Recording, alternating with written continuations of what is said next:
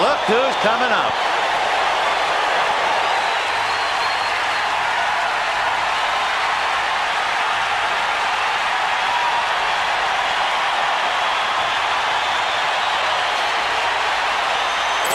And now the man of the hour is back out on the field. Kirk Gibson, have you ever had a feeling like this? Well, it's hard to match, I'll say that. I was the egotistical jerk in 1983. I don't have a problem saying that. Did I do anything intentionally? Certainly not. Did I want to treat people poorly? Certainly not. But the point of my book is, I mean, I think I've come full circle, and I really have a need to try and become a better person. Losing your temper doesn't always mean you have a bad attitude. Sometimes the weight of expectations just builds up until it pushes you to the edge. Take Kirk Gibson, for example. People had such high hopes for him that the pressure almost backed him into a corner, forcing him to play with that fiery, aggressive energy. Kirk Gibson was never the kind of guy to hold back his emotions. He played with fire, intensity, and sometimes a temper that could get the best of him. Whether it was on the field, in the clubhouse, or even in the stands, he had more than his fair share of clashes. He argued with teammates, challenged coaches, and even had heated moments with fans. Some saw him as difficult, maybe even hot-headed, but those who truly understood him knew it wasn't about having a bad attitude. It was never about disrespect or trying to cause trouble. Instead, it all came from the incredible amount of pressure he had to carry from the very beginning of his career. Every game, every play, every decision, he was expected to perform at the highest level. The weight of those expectations followed him everywhere, pushing him to fight harder, play tougher, and demand more from himself and those around him. When Gibson was just starting out, Tigers manager Sparky Anderson made a bold statement. He called Gibson the next Mickey Mantle.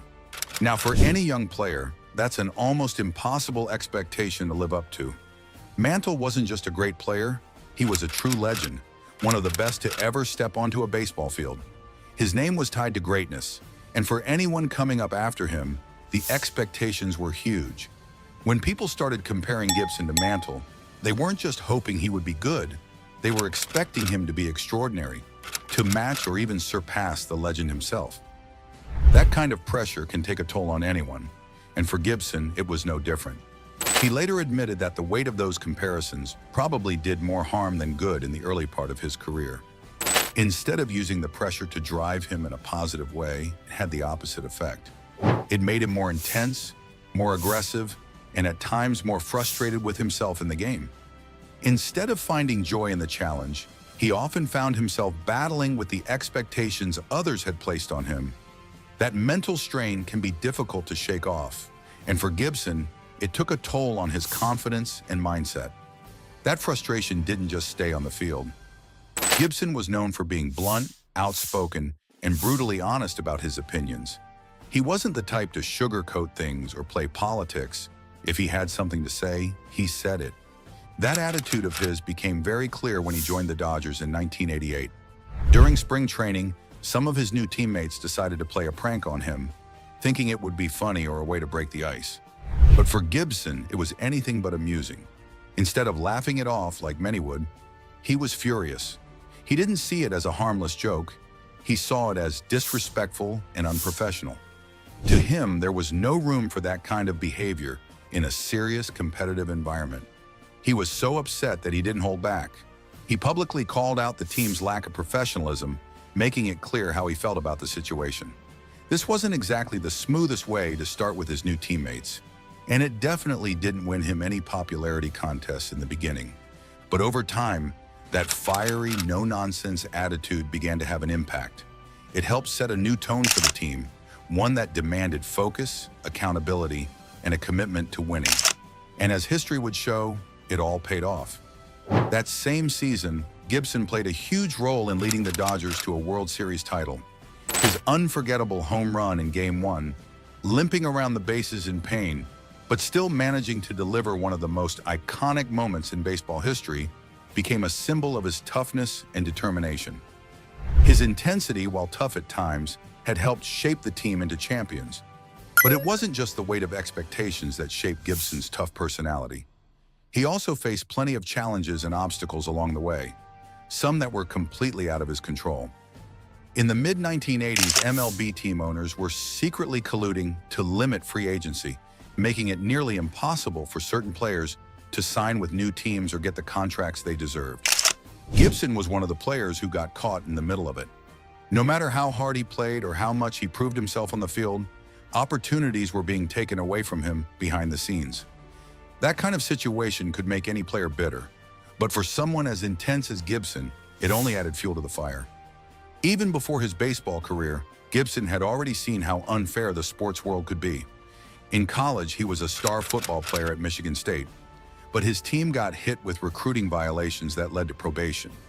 That meant his football career was affected before it even really had a chance to take off. It was just another example of how outside forces seemed to be working against him. But he isn't just any player. He's a true warrior who fought his way to the top. Before he ever picked up a bat at the college level, he was already making a name for himself as a football star. Born and raised in Michigan, Gibson graduated from Waterford Kettering High School in 1975 and went on to play for Michigan State University.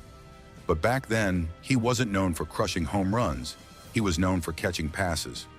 Gibson was an All-American wide receiver for the Michigan State Spartans, and to say he was good at football would be an understatement. He led the Spartans to a share of the Big Ten Conference title, set school and conference receiving records, and played in major showcase games like the Hula Bowl and Senior Bowl. His natural athleticism and competitive fire made him a standout, and years later, in January 2017, he was honored for his football accomplishments by being inducted into the College Football Hall of Fame. But here's where things get interesting. Gibson's football coach, Darryl Rogers, saw something in him that went beyond the gridiron. Rogers suggested that Gibson give baseball a try just to see what he could do. So for the first time since high school, Gibson stepped onto a baseball field as a serious competitor. And just like that, in only one season of college baseball, he turned heads in a big way. He hit 390, blasted 16 home runs, and racked up 52 RBIs in just 48 games. That was all the proof scouts needed. This guy had raw, untapped talent. The Detroit Tigers saw his potential and didn't waste any time, selecting him in the first round of the 1978 Major League Baseball draft. But Gibson was such a gifted athlete that the St. Louis Cardinals of the NFL also drafted him in the 7th round of the 1979 NFL draft. That meant he had a major decision to make: football or baseball. Ultimately, Gibson chose to sign with his hometown Tigers, turning his full attention to baseball and officially beginning a career that would be anything but ordinary. Gibson made his major league debut in 1979, but it took a few years before he really found his place as a full-time starter. By 1983, he had locked down the role of the Tigers' regular right fielder, and his impact on the team only grew from there. The 1984 season was special, not just for Gibson, but for the entire city of Detroit. That year, the Tigers dominated from start to finish, winning 104 games in the regular season and steamrolling their way through the playoffs. Gibson played a huge role in their success, and when the team reached the World Series against the San Diego Padres, he delivered one of the most memorable moments in franchise history. It was Game 5, and the Tigers were up 5-4 in the 8th inning. They had runners on second and third with one out, and Gibson was stepping up to the plate. On the mound stood Goose Gossage, one of the most feared relief pitchers of his era. Given the situation, and the fact that Gibson had already homered earlier in the game, most people expected the Padres to walk him. But Gossage had other plans. He told his manager, Dick Williams, that he could strike Gibson out. Gibson crushed Gossage's fastball deep into the right field upper deck of Tiger Stadium, a towering 3-run shot that put the game out of reach and sealed the Tigers' World Series victory. The stadium erupted, and Detroit celebrated its first championship since 1968. That home run didn't just cement Gibson's place in Tigers history, it became one of the most iconic moments in World Series history. Years later, when Goose Gossage was inducted into the Hall of Fame in 2008, he stood on stage and looked over at his former manager, Dick Williams. With a grin, he admitted, "I should have walked Gibson." Williams, never one to let something go, fired back with a laugh, joking that Gibson's home run had dented several seats in consecutive rows. It was one of those classic baseball moments, competitive fire on the field, but mutual respect years later. But Gibson's career wasn't just about one home run. He continued to be a key player for the Tigers throughout the 1980s. And even though he was one of the league's most exciting power speed threats, he still had to fight through challenges that were out of his control. After the 1985 season, Gibson became a free agent, but thanks to collusion among MLB owners, who were secretly working together to limit free agency, he received no serious offers from other teams. Forced to stay in Detroit, he helped lead the Tigers to a thrilling American League East title in 1987, edging out the Blue Jays in a dramatic race. Unfortunately, their season ended in disappointment when they lost the American League Championship Series to the eventual world champion Minnesota Twins. Early in his career, Sparky Anderson had famously called Gibson the next Mickey Mantle, a statement he later admitted was probably unfair. It placed an enormous amount of pressure on a young player who was still trying to find his identity. But despite the weight of expectations, Gibson carved out his own path. He was a rare blend of speed and power, finishing in the top 10 in home runs 3 times and in stolen bases 4 times. In 1985, he came just 1 home run short of becoming the first Tiger to join the 30-30 club. And above all, Gibson had a knack for delivering in the biggest moments. That 1984 World Series homer was just one example. He would go on to create another legendary postseason moment in 1988. But this time, it wasn't in a Tigers uniform. The Los Angeles Dodgers, coming off a disappointing 4th-place finish in the National League West, saw something special in Gibson. They weren't just looking for talent, they were looking for leadership, someone who could bring a fire to the clubhouse and help turn things around. Gibson was exactly the kind of player they needed, and when they signed him, they probably had no idea just how much of an impact he would have, not just on their season, but on the entire history of the franchise. Gibson wasn't the kind of guy who just showed up, played his games, and went home. He was intense, passionate, and determined to win at all costs. So when he arrived at spring training with the Dodgers in 1988, he expected to see a team that was just as focused as he was. Instead, he walked into a clubhouse that felt more like a frat house than a professional baseball team. One of the first things he witnessed was a prank involving pitcher Jesse Orosco, who had smeared shoe polish inside Gibson's cap as a joke. Instead of laughing it off, Gibson exploded. To him, this wasn't just harmless fun. It was a sign that the team wasn't serious about winning. He tore into his teammates, calling them out for their lack of professionalism and making it clear that things were going to change. Some guys probably rolled their eyes at first, but they quickly realized that Gibson wasn't messing around. That moment set the tone for the entire season. Gibson didn't just talk, he backed it up with his performance on the field. He played with a fire that was impossible to ignore, and his energy was contagious. The Dodgers, a team that had finished 17 games out of first place the year before, suddenly found themselves playing with confidence.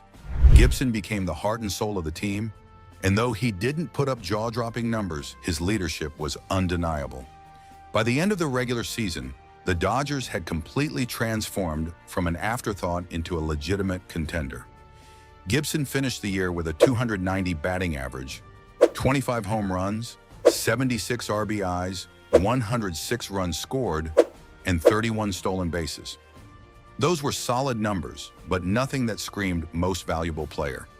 In fact, there were plenty of players who had better stats, like Darryl Strawberry of the New York Mets, who led the league with 39 home runs. But baseball isn't just about numbers, it's about impact. And Gibson's impact on the Dodgers was undeniable. He had taken a struggling team and turned them into winners. He played hurt, he played hard, and he played with an intensity that pushed everyone around him to be better. The writers who voted for the MVP award saw that, and in a somewhat controversial decision, they gave him the trophy. Some people argued that he didn't deserve it, but to Dodgers fans, there was no question. Gibson was the most valuable player in the league, not because of his stats, but because of what he had done for his team. With the MVP trophy in hand, Gibson led the Dodgers into the postseason, where they faced off against the heavily favored New York Mets in the National League Championship Series. The Mets had won 100 games that year, compared to the Dodgers' 94, and they had beaten LA in 10 of their 11 regular season matchups. To say the Dodgers were underdogs would be putting it lightly. But if there was one thing Gibson loved, it was proving people wrong. In Game 3 of the series, he made one of the most incredible defensive plays of his career. Playing left field at a rain-soaked Shea Stadium, Gibson tracked a deep fly ball hit by Mookie Wilson. As he sprinted back, he lost his footing on the wet grass and started to slip. But instead of giving up on the play, he stretched out completely, his knees scraping the ground, the rest of his body almost horizontal, and made a full extension catch. It was the kind of play that made you shake your head in disbelief, but in typical Gibson fashion, he acted like it was just another day at the office. Unfortunately, the Dodgers lost that game 8-4, but Gibson wasn't done making his mark on the series. In Game 4, with the score tied in the 12th inning, Gibson stepped up and blasted a solo home run that proved to be the game winner. It was a clutch moment, but he still had more magic left. In Game 5, he crushed a 3-run homer in the 5th inning, helping the Dodgers secure a 7-4 victory. The team was gaining momentum, and Gibson was leading the charge. The Dodgers went on to win the series in 7 games, pulling off a shocking upset and punching their ticket to the World Series. Going into the 1988 World Series, Kirk Gibson wasn't supposed to play. He had injured both legs during the National League Championship Series against the New York Mets. His left hamstring was pulled, and his right knee was swollen. The injuries were bad enough that most people assumed his season was over. He didn't even come out for the usual pre-game introductions in Game 1. He wasn't in the dugout. He was in the training room, watching the game on TV, icing his legs and dealing with the fact that he wouldn't be able to contribute on the field. The Los Angeles Dodgers were facing the powerhouse Oakland Athletics, and things weren't looking good. By the 9th inning, the A's were leading 4-3. Their closer, Dennis Eckersley, one of the best to ever do it, was on the mound, looking to shut the door and give Oakland the win. The Dodgers were down to their last out, with Mike Davis on first base. Then out of nowhere, Dodgers manager Tommy Lasorda made a move that nobody saw coming. He called for Gibson. Gibson hobbled out of the tunnel, barely able to walk. He wasn't even close to 100%, but he knew he had one job: give it everything he had. The crowd erupted when they saw him step up to the plate. He was their guy, their MVP, and now he was here with a chance to save the game. But it wasn't going to be easy. Facing Eckersley is hard enough when you're healthy. When you can barely stand, that's another challenge entirely. Gibson quickly fell behind in the count, 0-2. 2 strikes, one more, and it was over. But then something incredible happened. He started working the count. He let 2 outside pitches go by for balls. He fouled off another pitch to stay alive. On the 7th pitch of the at-bat, as Davis stole second base, Gibson saw what he had been waiting for: a backdoor slider. He knew it was coming. The Dodgers had scouted Eckersley well, and Gibson was ready for it. With an awkward but powerful swing, using mostly his upper body, he made contact. The ball soared into the right field stands. Home run. The Dodgers won the game, 5-4. As he rounded the bases, Gibson pumped his right fist in celebration, a moment that would become one of the most iconic images in baseball history. The Dodgers carried that energy through the rest of the series and won the championship in 5 games. It was Gibson's only at-bat in the entire World Series, but it was all he needed. After his legendary 1988 season, Gibson's career took a few more turns. In 1991, he signed as a free agent with the Kansas City Royals, but his time there was short-lived. By 1992, he was traded to the Pittsburgh Pirates for Neil Heaton. However, his time in Pittsburgh was brief, as the team released him on May 5, 1992. For a little while, it seemed like Gibson's baseball days were over. But then, out of nowhere, he got an offer, though not from a Major League Baseball team. The Detroit Drive, an Arena Football League team, reached out and offered him a chance to return to football, the sport he had played at Michigan State. Despite the intrigue, Gibson declined. Instead, he found himself drawn back to baseball thanks to a familiar face. Sparky Anderson, his former manager with the Detroit Tigers, convinced him to come back. And so, in 1993, Gibson returned to the Tigers, where he would finish out his career. He played 3 more seasons in Detroit, and in 1994, he had a bit of a resurgence. He played in 98 games and hit 23 home runs before a player's strike cut the season short. By 1995, he decided it was finally time to hang up his cleats for good. Over his 17-year career, Gibson played in 1,635 games, collecting 1,553 hits, 255 home runs, 870 RBIs, and 284 stolen bases. His career batting average was 268 thousandths, but his legacy was never about the numbers. It was about the moments, the passion, the fire he brought to the game. Retirement didn't mean the end of baseball for Gibson. In 2003, he took on a coaching role with the Detroit Tigers, serving as the team's bench coach under manager Alan Trammell, his former Tigers teammate. He held that position until midway through the 2005 season, when he switched roles and became the team's hitting coach. In 2007, Gibson took on a new challenge, becoming the bench coach for the Arizona Diamondbacks. As always, his fiery personality and leadership made an impact.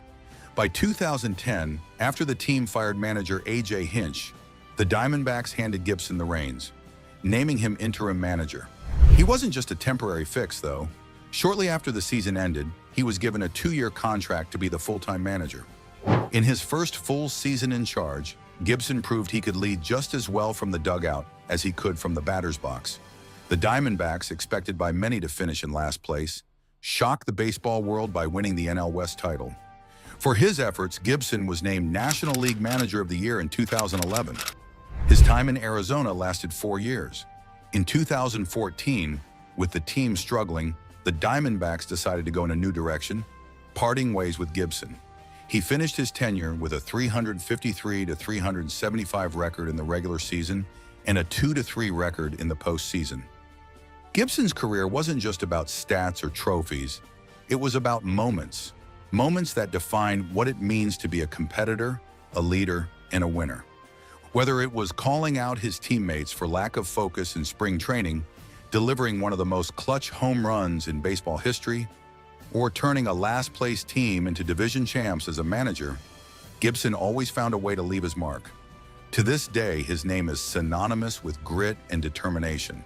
And if you ever find yourself watching that 1988 home run again, watching him limp around the bases with his fist pumping in the air, you'll be reminded of why Kirk Gibson will always be remembered as one of baseball's toughest and most unforgettable players. And that wraps up today's video. If you enjoyed it, don't forget to hit that like button and subscribe so you never miss an update. Also, do drop a comment down below. Thanks for watching, and we'll catch you in the next one. Take care and see you soon. Bye. Thurman Munson, the legendary MLB catcher for the New York Yankees, tragically lost his life in a fiery plane crash, a sudden and devastating end that rocked the sports world and left the Yankees mourning the loss of their fearless leader. Known for his toughness and clutch performances on the diamond, Munson's death off the field marked the end of a promising career. Before we dive in any further, please subscribe to the channel. Oh, and don't to hit that like button. Tragically, Munson's life came to an untimely end in a plane crash in 1979. While there wasn't a major controversy tied to the incident, the circumstances of the crash and the investigation that followed did spark a lot of discussion about safety protocols and pilot training. On the afternoon of August 2nd, Munson was at the Akron-Canton Regional Airport practicing takeoffs and landings with 2 companions, his flight instructor, Dave Hall, and his friend and business partner, Jerry Anderson. Munson, an avid pilot, had already completed 3 touch-and-go landings on runway 23 that day. But as he approached for a 4th and final landing, this time on runway 19,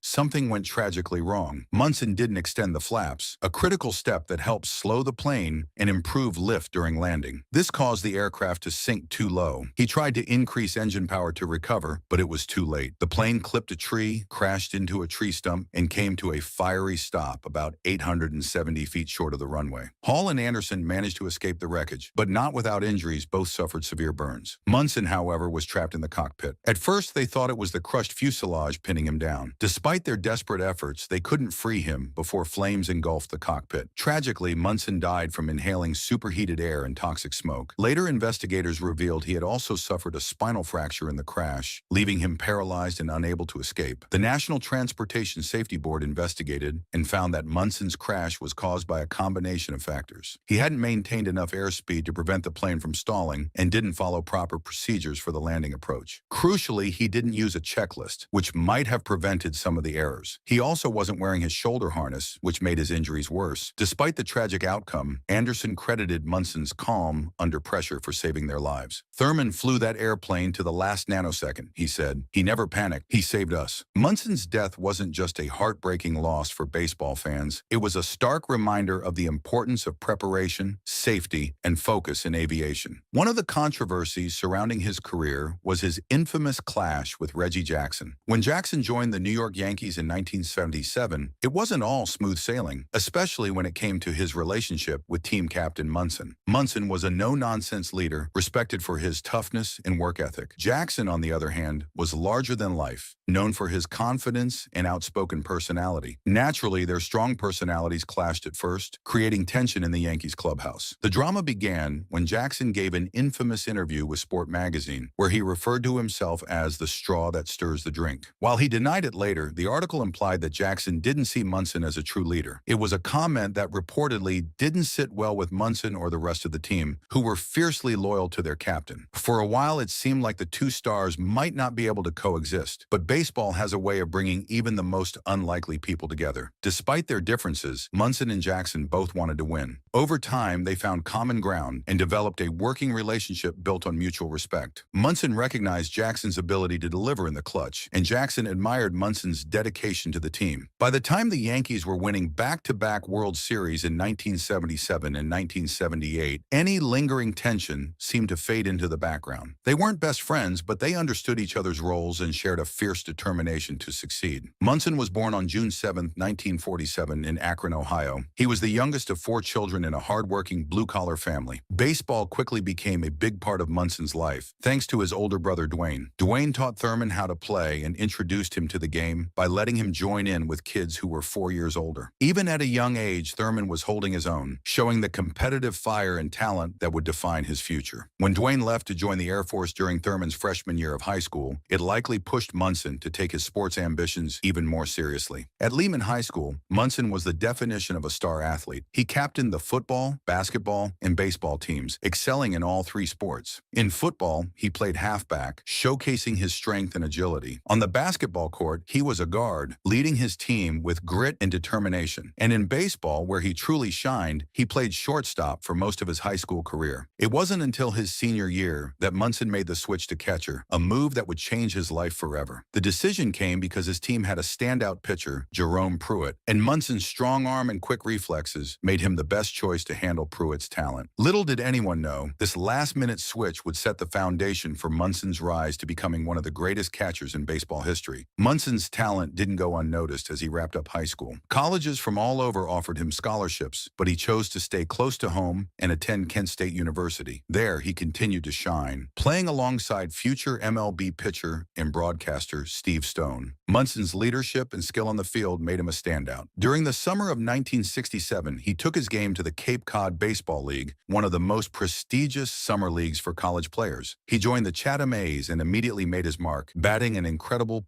.420 for the season. Munson's performance was so dominant that he led Chatham to their first league championship. His success on Cape Cod wasn't just a highlight of his college career, it became part of his legacy. To honor Munson's remarkable season in the career that followed, the league created the Thurman Munson Batting Award, given each year to the player with the league's highest batting average. In 2000, Munson was also inducted into the inaugural class of the Cape Cod Baseball League Hall of Fame, cementing his place in the history of the league that helped shape his path to greatness. Munson's journey to the big leagues kicked into high gear when the New York Yankees selected him with the 4th overall pick in the 1968 MLB draft. It was clear the Yankees saw something special in him, and Munson didn't disappoint. In his only full season in the minors, he played for the Binghamton Triplets, the Yankees' Double-A team, and put up impressive numbers. He batted .301, hit 6 home runs, and drove in 37 runs. That year, Munson got his first taste of Yankee Stadium when Binghamton played an exhibition game against the Yankees. It was a moment that hinted at the greatness to come. The following year, Munson was absolutely tearing it up for the Syracuse Chiefs, batting a blistering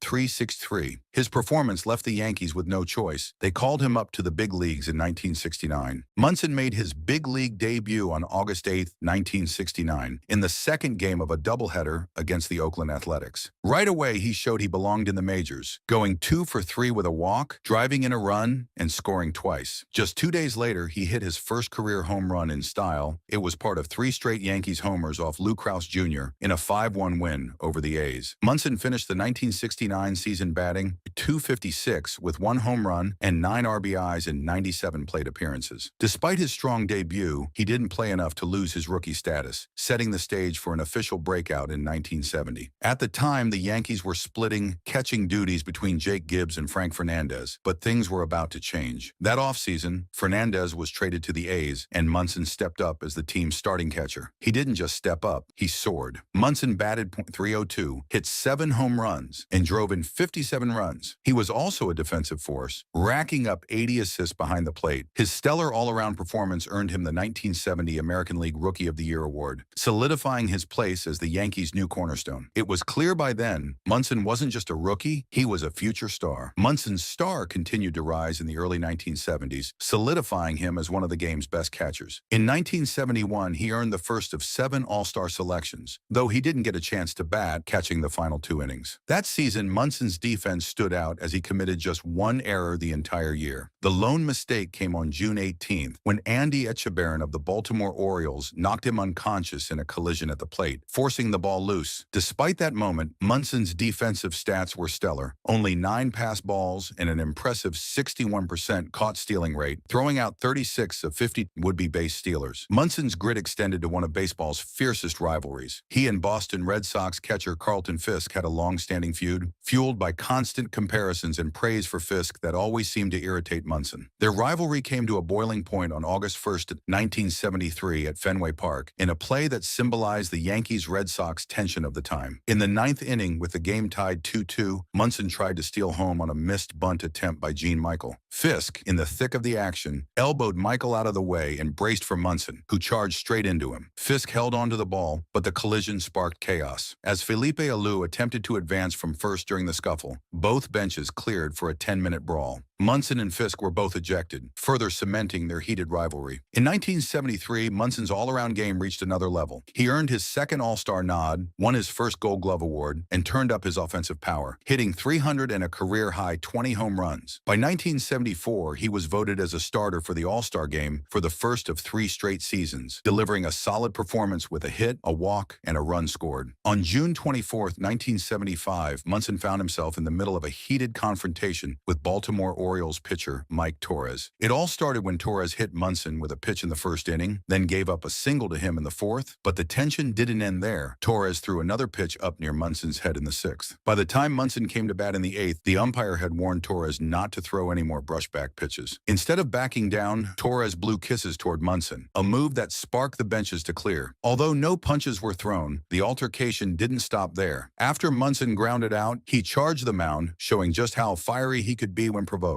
That same season, Munson had a career year, batting a remarkable .318, which ranked 3rd in the league behind Rod Carew and Fred Lynn. But 1976 would be even bigger for Munson. For the start of the season, the Yankees named him their first-team captain since Lou Gehrig, a huge honor that showed how much the organization trusted him to lead. Munson responded in the best way possible. By having an incredible year, he batted .302 with 17 home runs and 105 RBIs, winning the American League MVP award. His performance helped the Yankees make their first World Series appearance since 1964. In the American League Championship Series, Munson was on fire, batting .35 with 3 RBIs and 3 runs scored, leading the Yankees to a 3-2 series win over the Kansas City Royals. He carried that momentum into the World Series against the Cincinnati Reds, hitting a scorching .529 with 2 RBIs and 2 runs. In the final game of the series, already down 3-0, Munson went 4 for 4 at Yankee Stadium, trying to spark a comeback. Though the Yankees were ultimately swept by the Big Red Machine, Munson's 6 consecutive hits across games 3 and 4 tied a World Series record, showing his resilience and determination. Despite Munson's heroic efforts, the World Series MVP went to Reds catcher Johnny Bench. When reporters compared the two catchers, Reds manager Sparky Anderson had some harsh words for Munson, saying, "You don't ever compare anybody to Johnny Bench." Munson, who had heard the comments as he entered the press room, didn't hold back. According to sports writer Moss Klein, Munson ripped into Anderson, defending his skills and making it clear that he wasn't one to be underestimated. In 1977, Munson had another great year, batting .308 with 100 RBIs, becoming the first catcher to bat 300 and drive in over 100 RBIs in 3 straight seasons since Yankees legend Bill Dickey. The Yankees defended their American League title, defeating the Los Angeles Dodgers in the World Series. Munson played a key role, batting .320 with a home run and catching 4 of 6 potential stealers to shut down the Dodgers' speed. The next year, in the 1978 ALCS against the Royals, Munson hit the longest home run of his career, a 475-foot blast to give the Yankees a key win. The Yankees went on to win the World Series again, with Munson batting .320 and making a crucial catch to end the series. By then, Munson had secured his place in history, becoming just the second catcher after Johnny Bench to win a Rookie of the Year, MVP, Gold Glove, and World Series title. But by 1979, the wear and tear of catching was taking its toll. The Yankees were struggling, and Munson, who had been dealing with homesickness and considering retirement, was overlooked for the All-Star team. He was also quietly asking for a trade back to Cleveland to be closer to his family. It was a tough year, both for Munson and the Yankees. The day after Munson's tragic death in 1979, the New York Yankees honored their fallen captain in a powerful pregame ceremony before a 4-game series against the Baltimore Orioles. As the team took their positions on the field, the catcher's box remained empty. Fans in Yankee Stadium stood in silence, offering an emotional 8-minute standing ovation in memory of Munson. The next day, on August 6th, the entire team attended Munson's funeral in his hometown of Canton, Ohio. Teammates Lou Piniella and Bobby Mercer, who were close friends with Munson, gave heartfelt eulogies to the gathering of 700 mourners. That same evening, the Yankees honored Munson's memory by beating the Orioles in an emotional 5-4 win, with Mercer driving in all 5 runs. In the wake of his death, Yankee owner George Steinbrenner immediately retired Munson's number 15. A plaque was later dedicated to him in Monument Park, and his locker, along with his bronze catching gear, was preserved as a tribute at the Baseball Hall of Fame. Munson's legacy also lives on with a street named Thurman Munson Way in the Bronx, and his number 15 displayed proudly at both Yankee Stadium and Thurman Munson Stadium in Canton. Well, that brings us to the end of today's video. Make sure to subscribe to Baseball Icons so that you never miss an update.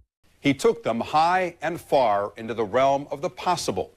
Through a career with as many ups and downs as an internet stock, Carl Yastrzemski was Boston's ultimate survivor. Injuries are sadly common in sports, but their ability to abruptly end careers is truly devastating. One such player was Carl Yastrzemski, the baseball legend, whose career came to a tragic halt due to a terrifying injury. Carl Yastrzemski was a legendary baseball player for the Boston Red Sox. He spent his entire career with them, starting as a left fielder and later playing at third base, first base, and designated hitter. Yastrzemski made 18 All-Star appearances, won 7 Gold Gloves, and joined the elite 3,000 hit club while hitting over 400 home runs. Unfortunately, injuries cut short what could have been an even more illustrious career. But before we get into this, make sure to subscribe so that you never miss a video. In the early 1970s, Yastrzemski faced tough times with hand injuries that greatly weakened his hitting ability and overall performance until he recovered.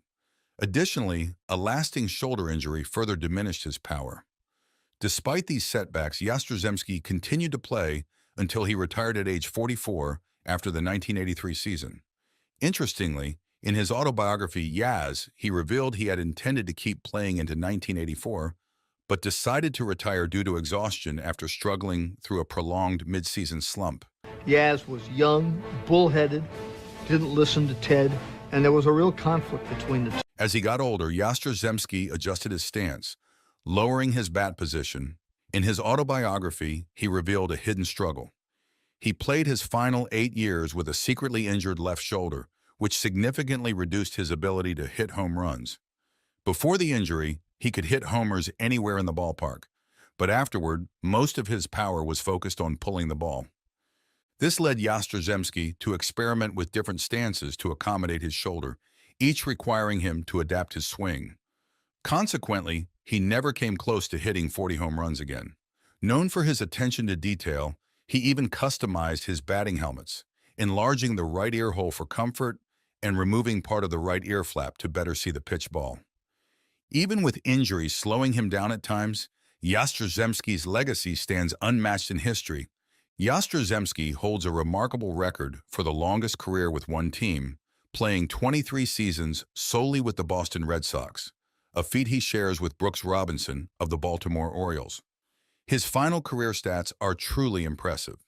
He played 3,308 games, amassed 3,419 hits, including 646 doubles and 452 home runs with 1,844 RBIs and a batting average of .285. Yastrzemski drew 1,845 walks and hit 1,157 extra base hits over his career. New England bids farewell to Carl Yastrzemski as he makes his final curtain call at Fenway. It was a very sad day when he retired. Once he started crying, we all cried, and the fans were unbelievable on that last day. He was the first player in the American League to achieve over 3,000 hits and 400 home runs, a milestone later reached by Cal Ripken Jr. Yastrzemski was selected to the All-Star Game an incredible 18 times and won 3 batting championships in the American League.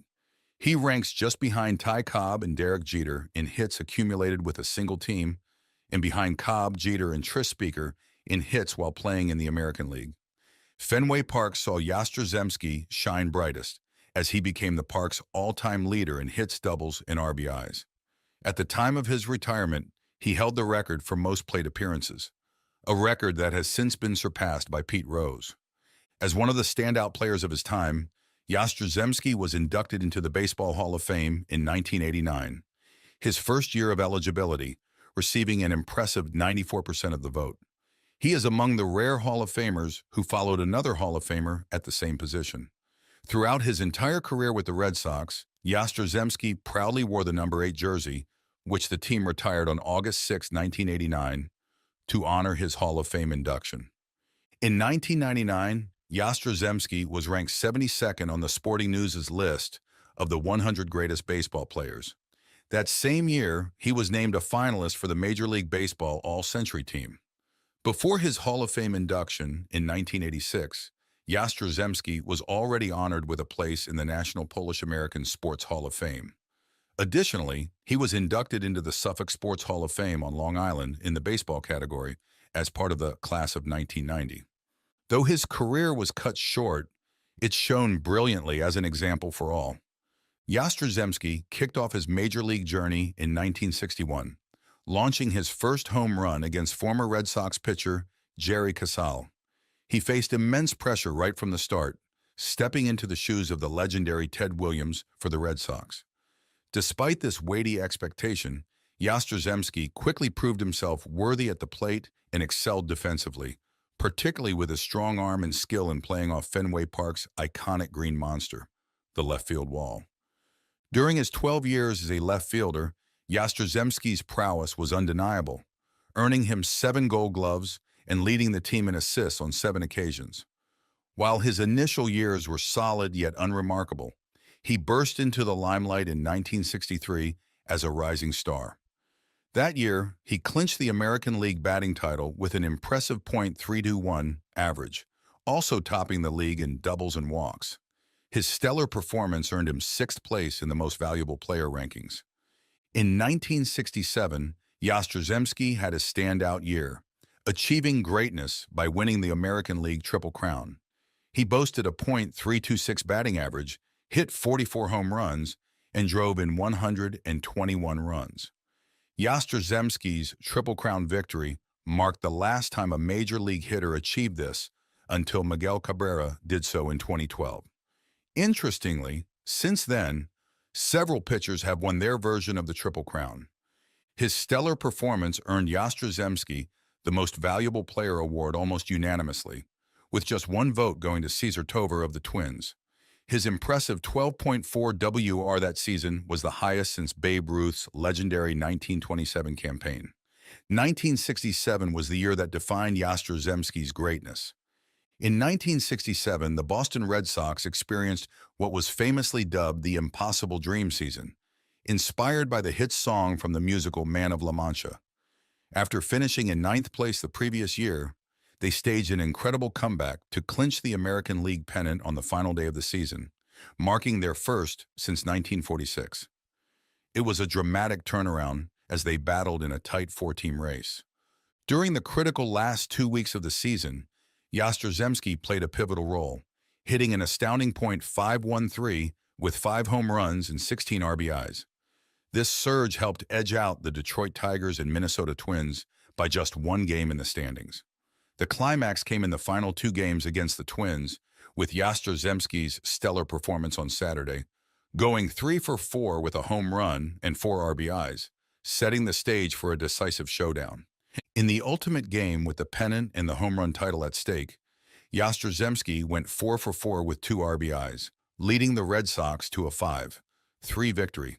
His remarkable contributions, including a .400 batting average, 3 home runs, and 5 RBIs in the World Series against the St. Louis Cardinals, solidified his legendary status that season.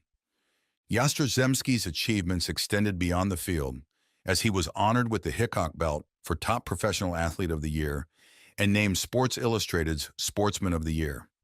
Reflecting on the season's success in an article for Sport magazine, Yastrzemski credited manager Dick Williams for instilling a team-first mentality and fostering a winning spirit among players like Rico Petrocelli and Tony Conigliaro.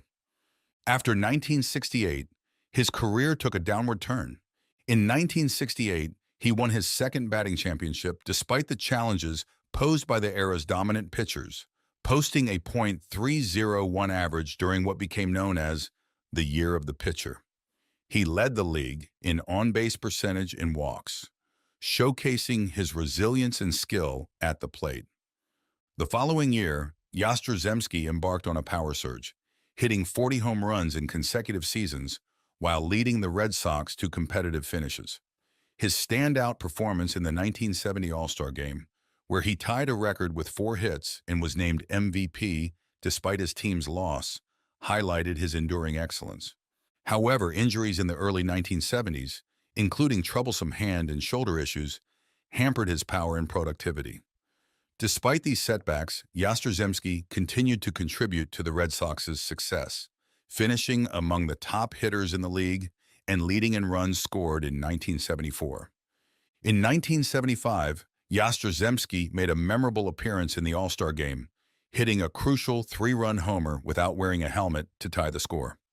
Despite such heroic moments, the Red Sox faced heartbreak in the 1975 World Series against the Cincinnati Reds, where Yastrzemski made the final out in Game 7. Yastrzemski's career spanned over 2 decades, concluding at the end of the 1983 season when he retired at the age of 44. His legacy includes numerous accolades, such as being the first American League player to achieve 3,000 hits and 400 home runs, and having his iconic number 8 retired by the Red Sox in 1989. Jim Palmer, the legendary MLB pitcher, achieved the incredible feat of winning a World Series game in 3 different decades. He also made history as the youngest pitcher to throw a complete game shutout in a World Series. But life isn't always smooth sailing, is it? Palmer's remarkable career was cut short by a serious injury, marking a dramatic and unfortunate end to his career. Palmer was born in Manhattan, New York City, on October 15, 1945. Just 2 days later, he was adopted by Mo Weeson, a wealthy dress designer, and his wife Polly, a boutique owner. They lived on Park Avenue. Growing up, Jim played baseball for the Beverly Hills Yankees, where he not only pitched but also hit home runs as an outfielder. The family later moved to Scottsdale, Arizona, where Jim excelled in baseball, basketball, and football at Scottsdale High School. He earned all-state honors in all 3 sports and graduated in 1963 with a 3.4 GPA. Jim also shined in American Legion Baseball. His talent earned him full scholarship offers from the University of Southern California, UCLA, and Arizona State University, and a partial scholarship from Stanford University. Bobby Winkles from Arizona State suggested Palmer gain more experience by playing collegiate summer baseball. So Palmer joined the Winter Pheasants in South Dakota's Basin League. The team made it to the league finals, where Palmer caught the eye of Baltimore Orioles scout Harry Dalton. After the season, 13 MLB teams showed interest in Palmer, but it was Jim Russo and Jim Wilson from the Orioles who impressed his parents the most with their polite manners. Palmer signed with Baltimore for $50,000. That marked the beginning of a brilliant career, one destined for greatness, but tragically overshadowed by a terrifying injury. Palmer picked up his first major league win on May 16, 1965, beating the Yankees at home in relief. He ended the season with a 5-4 record. In 1966, Palmer joined the starting rotation. Baltimore won the pennant thanks to Frank Robinson's MVP and Triple Crown season. Palmer won his final game against the Kansas City Athletics, clinching the AL pennant. In Game 2 of that World Series at Dodger Stadium, he became the youngest pitcher to throw a shutout, defeating the defending world champion Dodgers 6-0. Over the next 2 seasons, Palmer battled arm injuries. He first hurt his arm in 1966 while using a paint roller in his new Baltimore home. Despite cortisone injections that helped him pitch through the season and the World Series, his arm still felt heavy in 1967. The pain lingered, casting a shadow over his promising career. On May 12th, Palmer threw a one-hit game against the Yankees. But 5 days later, after a rough start against the Red Sox, he was sent to the minors. While trying to make a comeback with the Rochester Red Wings, he gave up the only grand slam of his career to Johnny Bench of the Buffalo Bisons. He pitched just 3 more games for the Orioles in 1967. Things got so dire that he seriously considered quitting baseball altogether. In 1968, he was limited to 10 minor league games and didn't appear for the Orioles at all. His career looked so bleak that Palmer thought about quitting baseball to go to college or becoming a position player. Palmer returned healthy in 1969, joining an Orioles rotation with 20-game winners Dave McNally and Mike Kuffeler. Although he spent 6 weeks on the disabled list in July due to a torn back muscle, it wasn't because of arm trouble. On August 13th, just 4 days after coming off the disabled list, Palmer threw the only no-hitter of his career against Oakland. He finished the season with a 16-4 record, 123 strikeouts, a 2.34 ERA, and an impressive .800 winning percentage. Just as things seemed to be improving, fate had other plans, and yet another misfortune struck. Palmer had a stellar run, winning 21 games in 1972 and following up with a 22-9 record, 158 strikeouts, and a 2.40 ERA in 1973, which earned him his first Cy Young Award.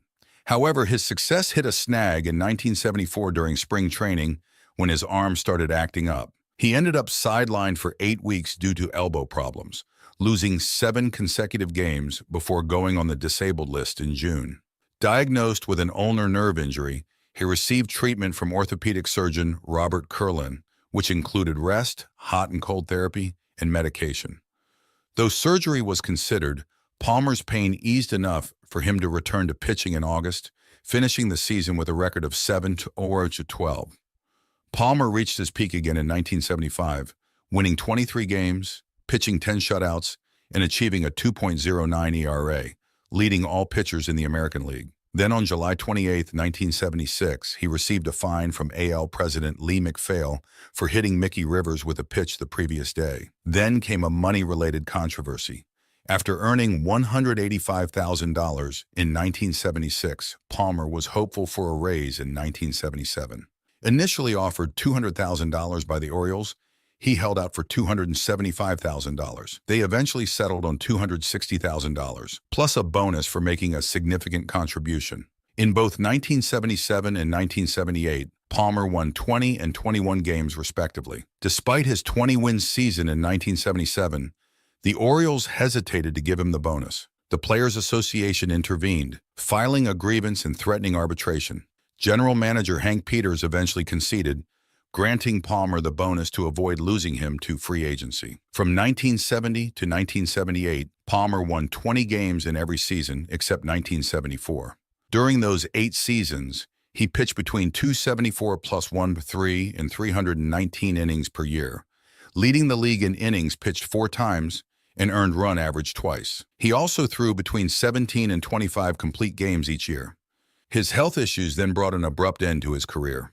From 1980 to 1985, Palmer struggled with arm fatigue and various minor injuries. Despite these setbacks, he provided a stabilizing veteran presence for the pitching staff. In 1981, Palmer had a dispute with Doug DeCinces when DeCinces missed a line drive by Alan Trammell in a game against the Tigers. According to DeCinces, Palmer was swearing at me and waving his hands in frustration after the play. After Palmer struggled with a 6.84 ERA in 5 starts, GM Hank Peters declared, "Palmer will never start another game in an Orioles uniform." His final major league victory was memorable. In relief of Mike Flanagan during the 3rd game of the 1983 World Series, Palmer held off the star-studded Phillies lineup without allowing a run, securing a crucial Orioles win.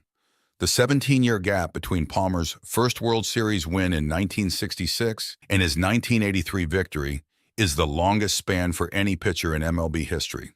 He remains the only pitcher to win World Series games in 3 different decades. Additionally, Palmer holds the distinction of being the lone Orioles player to participate in all 6 of the team's World Series appearances to date. His retirement followed his release by Baltimore in the 1984 season, ending a career marked by a 268, 152 record and a 2.86 ERA. Inducted into the Hall of Fame in 1990, Palmer earned this honor in his first year of eligibility. He then attempted a comeback, but fate dealt him another injury, sealing the permanent end to his illustrious career. In 1991, Palmer made a comeback attempt with the Orioles. Unfortunately, after giving up 5 hits and 2 runs in just 2 innings of a spring training game, he retired for good. Palmer revealed that he tore his hamstring while warming up for the game, saying, "I wish I could keep going, but I just can't." From 1994 to 1995, Palmer teamed up with Tim McCarver and Al Michaels to broadcast for ABC. Palmer currently sits on the advisory board of the Baseball Assistance Team, a nonprofit organization that supports former Major League, Minor League, and Negro League players facing financial and medical challenges. With that, we have reached the end of the video, and at this point, you surely know the drill. Make sure to subscribe if you already haven't, and do tell us who you want us to cover next. I had to retire from the game in 2003 due to a knee injury. Yeah. Let's talk a little bit about that, though. Mo Vaughn was an absolute powerhouse on the baseball field, a true legend in the making.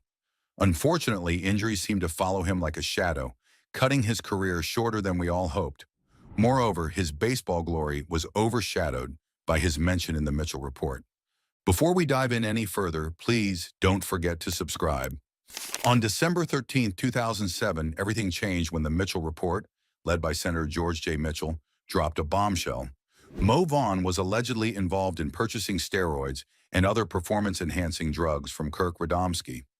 Radomski had become a pivotal figure in the investigation, claiming he personally delivered these drugs to Vaughn.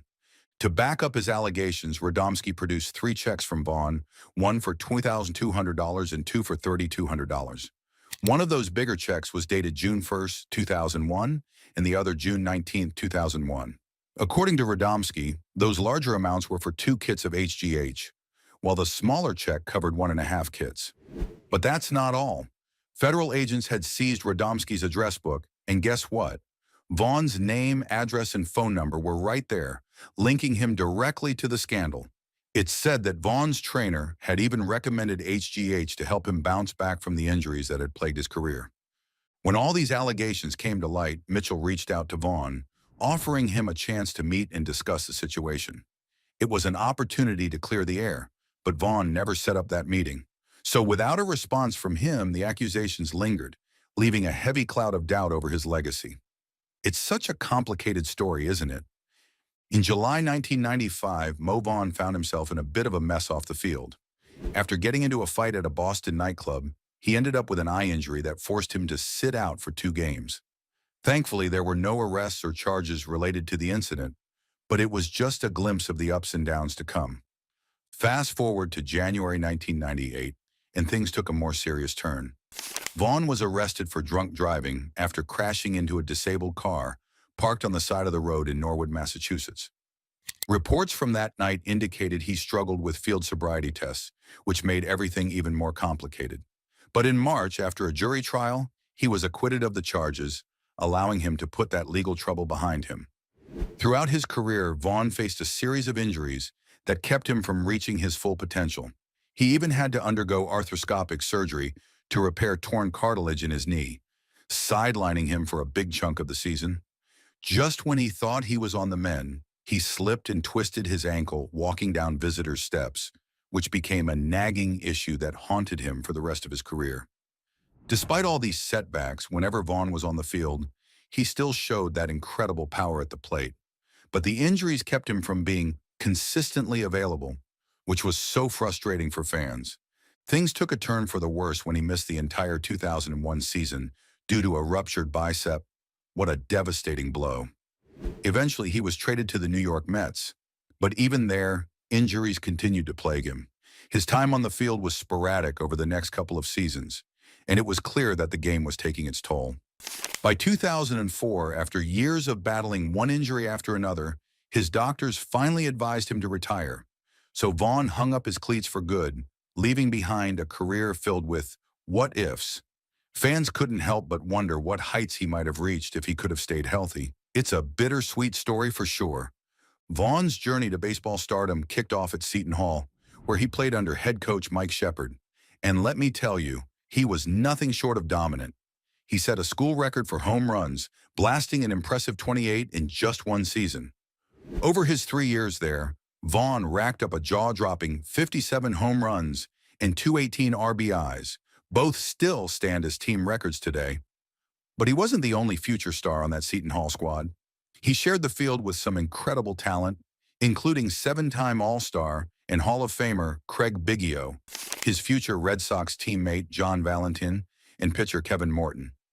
In 1987, Vaughn truly shone, leading the Pirates to a Big East championship and earning the Jack Kaiser Award for MVP of the conference tournament.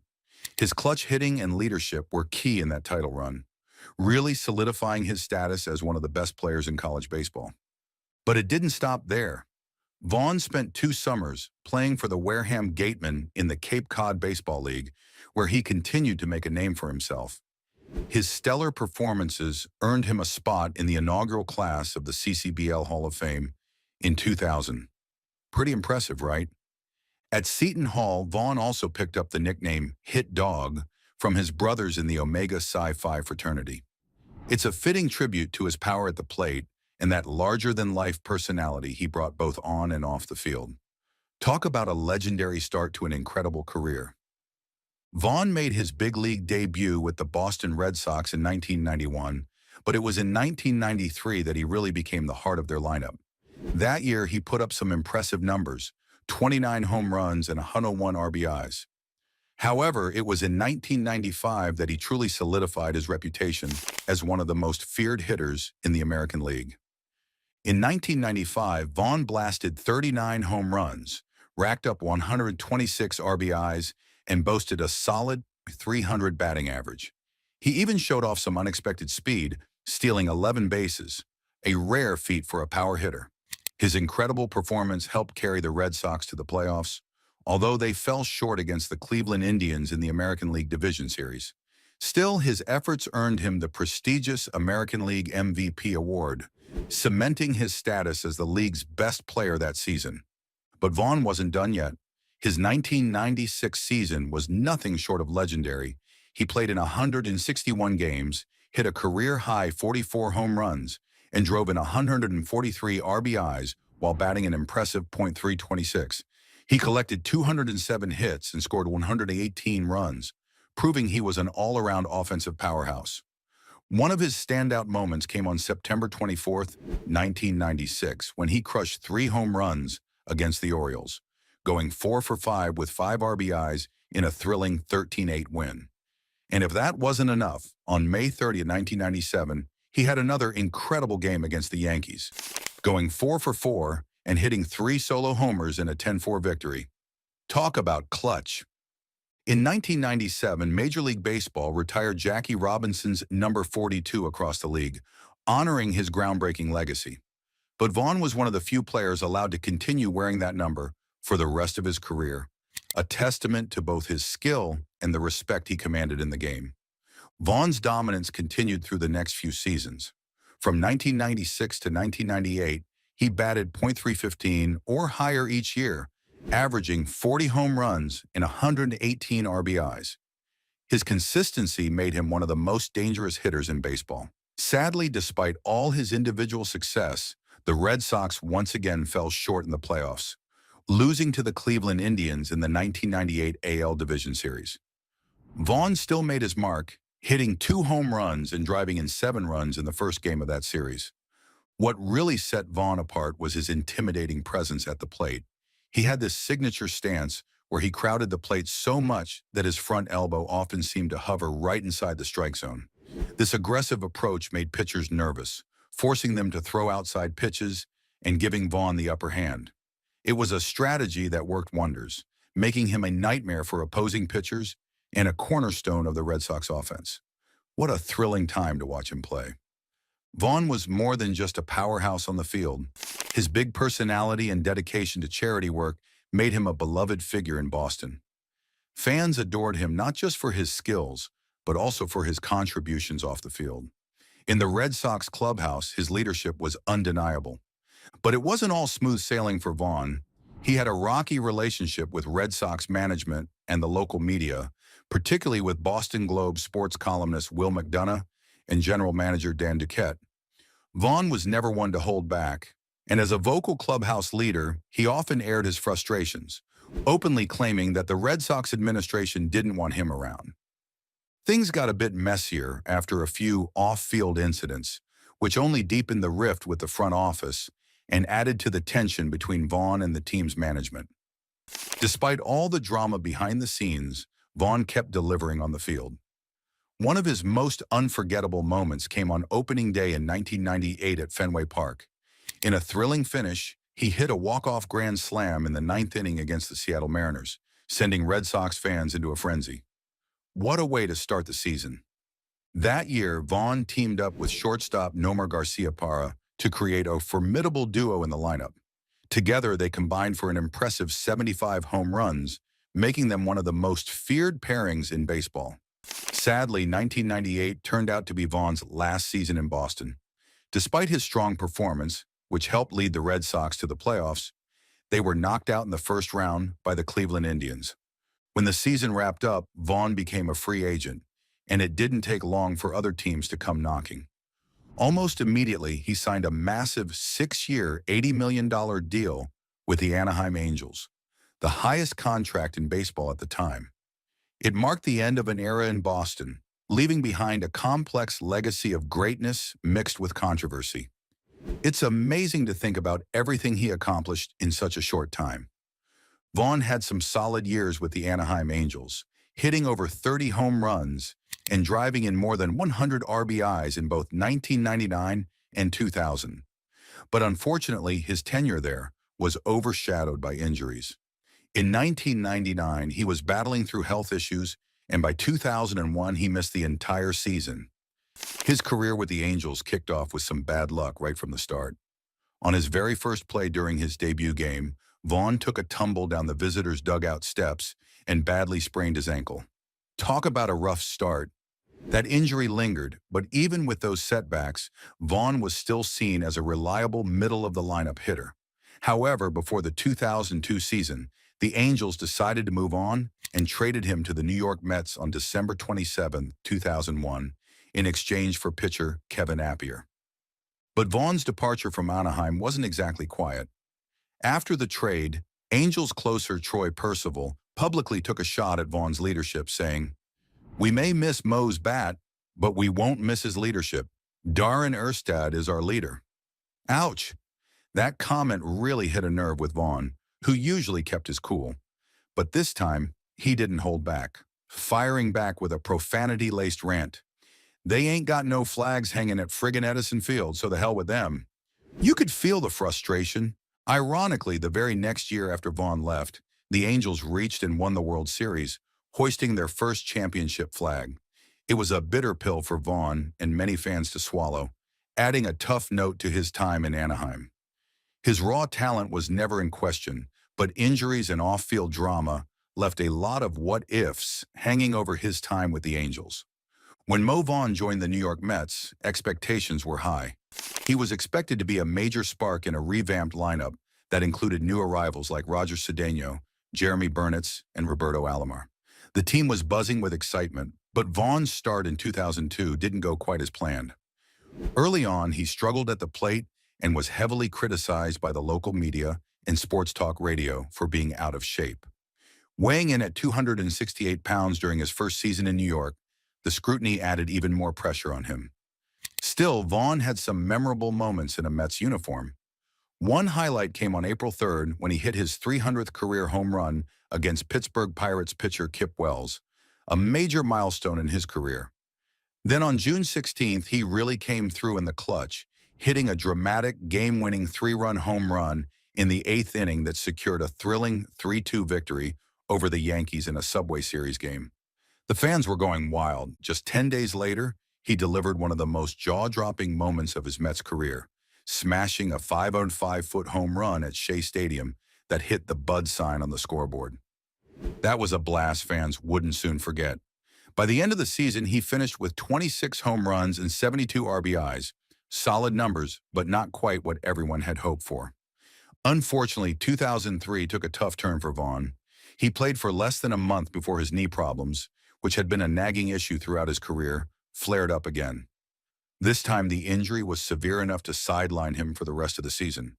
In January 2004, Vaughn announced that his knee issues were too significant to allow him to play in the upcoming season. While his agent made it clear that Vaughn wasn't officially retiring, he himself admitted that it was highly unlikely he'd ever play again. At the time of his unofficial retirement, Vaughn held a unique distinction. He was one of the last 2 players in Major League Baseball still wearing the iconic number 42, which had been retired league-wide in honor of Jackie Robinson. He was the last position player to wear that number, with only Mariano Rivera, who wouldn't retire until 2013, left after him. Vaughn's career was filled with highlights, but it ended with a sense of unfinished business. Injuries consistently derailed what could have been an even greater legacy. Vaughn is well remembered not just for his powerful bat, but also for his big heart and commitment to giving back to the community. Throughout his career, he dedicated a significant amount of time and resources to various charitable endeavors, showing that he believed in using his platform for good. One of his most notable initiatives is the Mo Vaughn Foundation, which he started to support underprivileged youth through education, sports, and mentorship programs. Vaughn's foundation focuses on providing scholarships and opportunities for young people, encouraging them to chase their dreams and build brighter futures. He also got involved in numerous events and fundraisers aimed at raising awareness for various causes, including health and wellness initiatives. His efforts have left a lasting impact on many lives, proving just how important he felt it was to make a positive difference in the community. On the field, Vaughn made his mark over a 12-season career, playing in 1,512 games. He finished with a batting average of .293, racking up 1,620 hits out of 5,532 at-bats. He scored 861 runs, smacked 270 doubles, and launched 328 home runs while driving in a remarkable 1,064 RBIs. Not to mention, he drew 725 walks, giving him an on-base percentage of .383 and a slugging percentage of .523. Vaughn was especially consistent during his prime, boasting 5 straight seasons with a batting average over .300 from 1994 to 1998. In the postseason, he played in 7 games, hitting .226 with 7 hits and 31 at-bats, including 4 runs, 2 home runs, and 7 RBIs. Defensively, he was solid as a first baseman, finishing with an impressive career fielding percentage of .988. Vaughn's contributions to the game didn't go unnoticed. He was inducted into the Boston Red Sox Hall of Fame in 2008, celebrating his significant impact during his time with the team. That was a huge moment for him. He became eligible for the National Baseball Hall of Fame in 2009, and while that was an exciting milestone, he needed 75% of the votes to get in. Sadly, he only received 1.1% of the votes, which meant he dropped off the ballot right away. It was a tough blow for Vaughn, especially after such a remarkable career filled with highs and lows. But his legacy as both a player and a community leader continues to shine. Well, that brings us to the end of today's video. Make sure to subscribe to Baseball Icons so that you never miss an update